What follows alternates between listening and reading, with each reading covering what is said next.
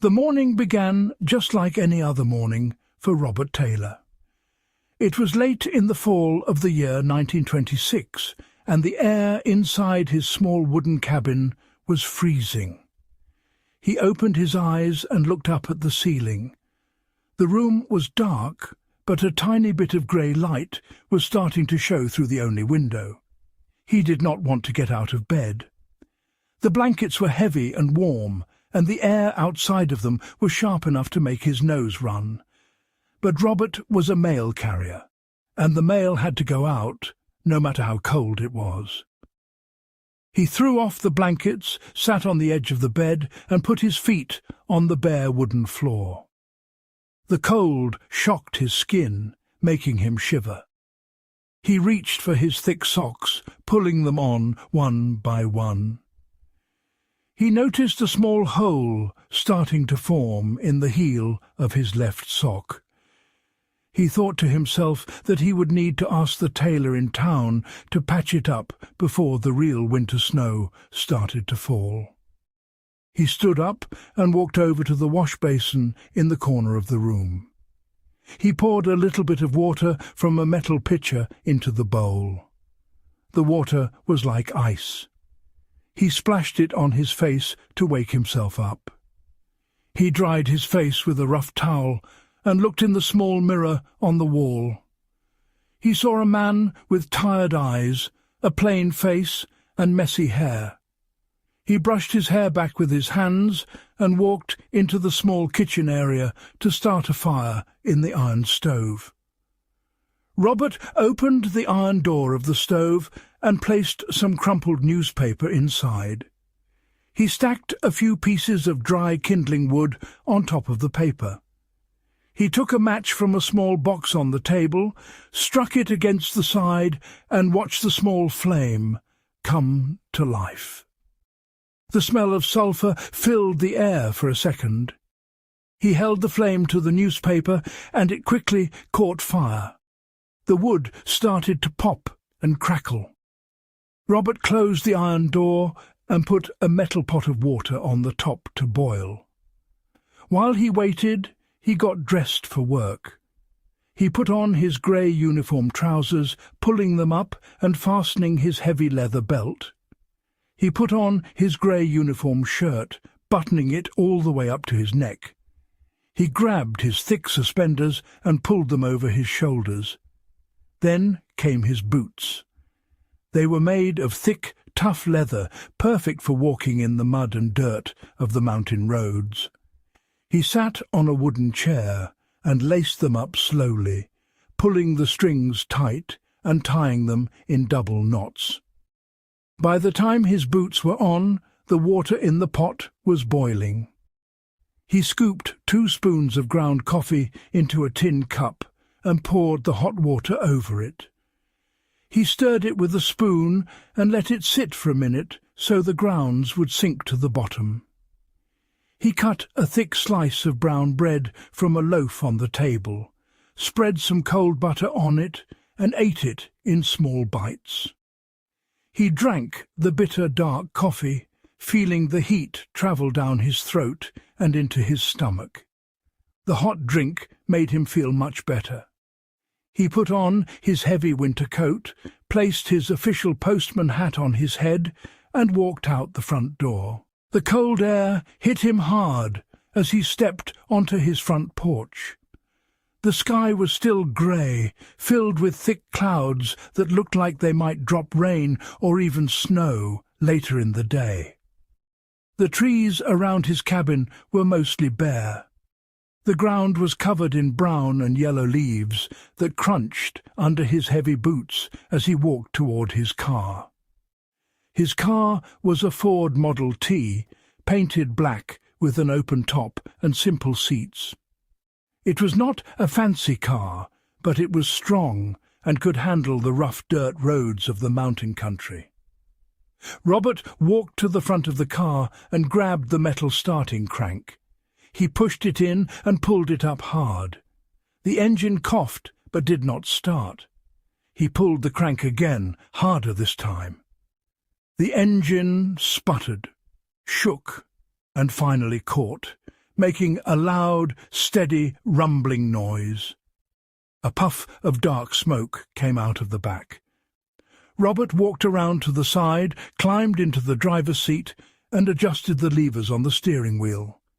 He pressed his foot on the pedal, and the car slowly rolled forward down his bumpy driveway and onto the main dirt road that led into town. The drive to the town post office took about 20 minutes. The town was very small, just a single street with a few wooden buildings, a general store, a church, and the post office. Robert parked his car in front of the post office and left the engine running so it would not get cold and stop working. He walked inside and greeted the postmaster, an older man named Mr. Higgins. Mr. Higgins was standing behind a wooden counter, sorting letters into different piles. He looked up, smiled, and told Robert good morning. Robert nodded and walked behind the counter to get his mail bag. It was a large bag made of thick brown leather, worn soft from years of use. Inside, Mr. Higgins had already placed the mail for Robert's route. Robert took the letters out and looked through them. He liked to check the names and addresses to see who was getting what. It helped him plan his drive in his head. There were letters for the farmers, a package from a big city store for the mayor's wife, and a few newspapers. Everything looked normal. Robert tied the letters into neat bundles with thin white string, just like he did every single day. He placed the bundles back into the bottom of the leather bag, thanked Mr. Higgins, and walked back outside to his waiting car. He tossed the heavy bag onto the passenger seat, climbed behind the wheel, and started his daily journey into the lonely mountain hills. The first hour of his route was very easy and familiar. He drove along the dirt roads, kicking up small clouds of dust behind his tires. He stopped at the mailboxes that sat on wooden posts at the end of long farm driveways. He would pull the car up close, reach out, open the metal door of the box, put the letters inside, and push the little red flag up so the people knew they had mail. Sometimes people would be outside and wave to him. He saw Mrs. Miller hanging wet clothes on a line in her yard. She waved at him, and he waved back. He saw Old Man Smith walking his dog near the edge of the road, and he gave him a polite nod. Robert liked this part of his job. He liked the routine. It was quiet, peaceful, and totally predictable. He knew every turn in the road, every bump, every pothole, and every house. He knew that after the Smith farm, the road would go up a steep hill, and then it would dip down into a valley where the trees grew very close together. He drove along, listening to the loud hum of the car engine and the wind blowing past his ears. As he got further away from the town, the houses became fewer and further apart. The woods started to get thicker. The pine trees stood tall and dark green against the grey sky. The air felt colder out here, and a light mist was starting to form on the ground, making the woods look hazy and soft. By the time he was 3 hours into his route, the weather had turned worse. The grey clouds overhead had become much darker, nearly black in some places, blocking out whatever weak sunlight was left. The wind began to howl through the bare branches of the trees, making a sad, low sound. Robert was shivering inside his thick coat. He rubbed his cold hands together, gripping the wooden steering wheel tightly. He only had a few more places to go before his bags would be empty, and he could head back home to his warm stove. He was driving down a very narrow, winding dirt road deep in the woods when he stepped on the brake pedal hard. The car slid slightly in the loose dirt and came to a stop. Right in the middle of the road, blocking the entire way forward, was a massive oak tree. It had fallen over, probably during a windstorm the night before. The tree was huge, its thick trunk covered in rough bark, its dead branches spreading out across the road and into the bushes on the other side. Its roots were ripped completely out of the ground, leaving a giant hole of dark brown dirt. Robert stared at it for a long time. There was no way he could move it. He could not drive over it, and the woods on both sides were far too thick with trees and rocks to drive around it. He let out a long sigh. He felt a sudden flash of anger, annoyed that his perfect routine had been broken. He sat in the car, listening to the engine idle, trying to figure out what to do next. He looked around the area. He thought about just turning the car around and going home, bringing the rest of the mail back to the post office the next day. But as he looked to his left, he noticed something strange. About 20 yards before the fallen tree, there was a gap in the thick bushes. It looked like a very old, narrow dirt path leading straight into the deep woods. Robert had been driving this exact route for 6 years, and he had never noticed this path before. It was mostly hidden by tall weeds and low-hanging branches, but the opening was definitely wide enough for his car to fit through. He reasoned with himself. He thought that maybe this path was an old logging road that looped around the fallen tree and connected back to the main road on the other side. If he took it, he could finish his route on time and not have to carry the mail over to the next day. He put the car in reverse, backed up a little bit, turned the steering wheel hard to the left and pointed the front of the car toward the hidden gap. He pressed the pedal, and the car bumped roughly over the edge of the road and onto the narrow dirt path. The moment his car entered the path, the entire feeling of the woods changed. The trees here grew incredibly close together, their branches completely blocking the sky above. It was much darker on this path, almost like it was night time. The air felt heavy, damp, and perfectly still.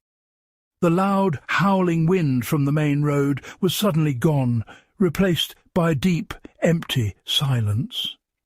Even the loud rumbling of his car engine seemed muffled, as if someone had wrapped a thick blanket over it. The dirt path was barely a path at all. It was covered in dead leaves, thick vines, and large roots that made the car bounce up and down violently. Robert held onto the steering wheel with all his strength to keep the car going straight. The branches of the trees scraped against the sides of the car and grabbed at his coat sleeves. He drove at a very slow crawl, his eyes wide, looking for where the path would join back up with the main road. But it just kept going deeper and deeper into the dark woods. He started to feel a strange, cold knot of fear forming in his stomach. He felt completely alone, cut off from the rest of the world. He wanted to stop and turn around, but the path was far too narrow for the car to turn, and backing up through all the vines and roots would be impossible. He had no choice but to keep moving forward into the gloom. After what felt like a very long time, the thick trees finally started to thin out. The path opened up into a large flat clearing in the middle of the woods. Robert pressed the brake pedal and stopped the car. He stared out through the windshield, his mouth slightly open. In the centre of the clearing stood a house, but it was unlike any house he had ever seen. It was impossibly old, huge, and completely falling apart. It looked like it had been sitting there rotting for 100 years. The wood on the outside was black and soft, covered in thick green moss and strange grey fungus. The roof was missing half of its shingles, and the remaining ones were curled up and broken. But the strangest thing about the house was the way it stood. The entire building leaned heavily to the right, at such a sharp angle that it looked like it should have fallen over and crashed into the ground a long time ago. It defied all rules of gravity, just hanging there, suspended in a frozen state of falling. The yard around the house was dead. There was no grass, just hard black dirt and twisted thorny weeds. There were no sounds of birds, no bugs flying in the air, nothing. The silence in this clearing was so deep it actually hurt Robert's ears. The windows of the house were all empty, with no glass, looking like dark square holes staring right at him. Robert sat in the car, his hands gripping the steering wheel so hard his knuckles turned white. He was terrified. Every instinct in his body screamed at him to put the car in reverse, no matter how hard it was, and get away from this rotting, leaning house. He reached for the lever to change gears, but before his hand could touch it, the car engine simply died. It did not sputter or choke, it just stopped instantly, cutting off the only sound in the world. The silence crashed down on him. He sat frozen, breathing fast. Then he looked over at the passenger seat. His brown leather mailbag was sitting there, open. Right on top of the regular bundles of mail there was a new bundle. He stared at it. It was a stack of about 5 envelopes tied together with a dark, thick piece of string. The envelopes were completely blank. There was no name written on them, no address, no town, and no postage stamp. They were just plain, thick paper that looked slightly yellow with age. Robert frowned. He searched his memory, trying to think back to the morning at the post office. He knew for a fact he had not put those blank letters in his bag.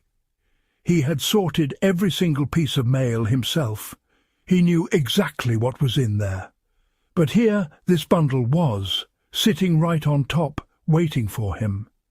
He reached out slowly and touched the bundle. The paper felt strange under his fingers. It was cold, much colder than the air around him, and it felt unusually heavy, like the envelopes were filled with lead instead of paper. As soon as his fingers brushed against the bundle, a very strange, unnatural urge washed over his entire body. It was a heavy, thick feeling in his head, a sudden, overpowering need to deliver this mail to the rotting house. The fear he felt a moment ago was suddenly pushed down, replaced by this strange compulsion. It felt as if someone else had stepped inside his mind and taken the steering wheel. Without really wanting to, Robert opened the car door. The metal hinges screamed loudly in the quiet clearing. He stepped out onto the dead black dirt. The ground felt soft and spongy under his heavy boots. He picked up the heavy bundle of blank letters in his right hand and closed the car door with his left. He turned and faced the leaning house. He began to walk toward it. Each step felt mechanical, like his legs were moving on their own. He walked past the thorny weeds, his eyes fixed on the front porch of the house. The porch was covered in deep shadows and thick cobwebs.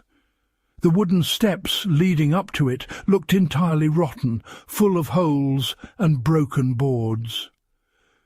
Robert reached the bottom step and placed his boot on the wood. It creaked loudly, bowing under his weight, but it held. He walked up the steps one by one until he was standing on the porch, right in front of the front door. The door was made of heavy dark wood, covered in deep scratches, and the handle was completely rusted over. There was no mailbox on the wall, no slot in the door. Robert stood there for a moment, holding the bundle. His plan, somewhere deep in the small part of his mind that was still his own, was to just drop the bundle on the wooden floor of the porch, turn around, walk back to his car, and leave. He bent down at the waist, lowering his arm to place the letters on the boards. As his hand got close to the floor, the strange urge inside him flared up again, 10 times stronger than before. It hit him like a physical blow to the chest.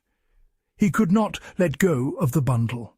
His fingers refused to uncurl. The urge was telling him, commanding him, to open the bundle and look at the letters. Robert's mind panicked. He was a mail carrier. It was a federal crime to open mail that did not belong to him.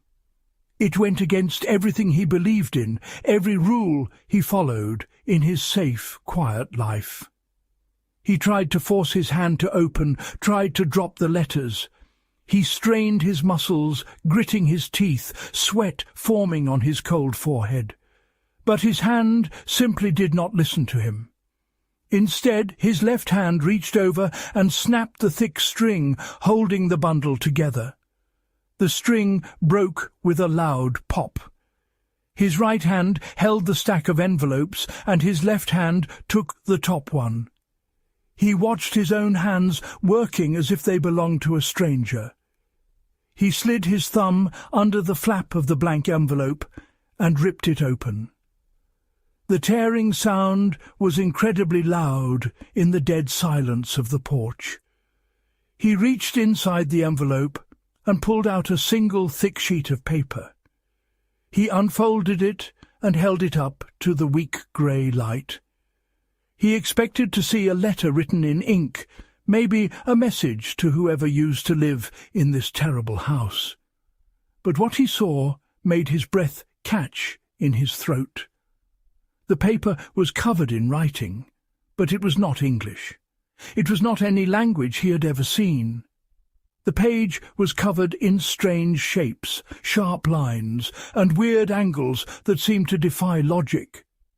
The shapes were made of thick black ink, but as Robert stared at them, the ink seemed to move. The sharp angles seemed to twist and fold in on themselves. Looking at the writing made his eyes hurt, and a sharp pain stabbed at the front of his head. It was a geometry that made absolutely no sense to the human eye, lines intersecting in ways that should be impossible on a flat piece of paper. He wanted to look away, to throw the paper into the dead weeds and run. But his eyes were locked onto the shifting, dizzying shapes. Then the true horror began. As he stared at the impossible shapes, his brain suddenly began to understand them. It was as if a switch had been flipped inside his mind. The sharp, shifting lines did not change into English letters, but the meaning of them flowed directly into his thoughts, translating instantly and perfectly. The letter was not addressed to someone who lived in the house. The letter was about him. It was a record of Robert Taylor. He read the first line of the moving shapes, and his mind translated it. It said Robert's heart slammed against his ribs. He kept reading, unable to stop his eyes from moving across the awful shapes. Robert started to shake. The paper trembled in his hands. It was not just a list of what he did.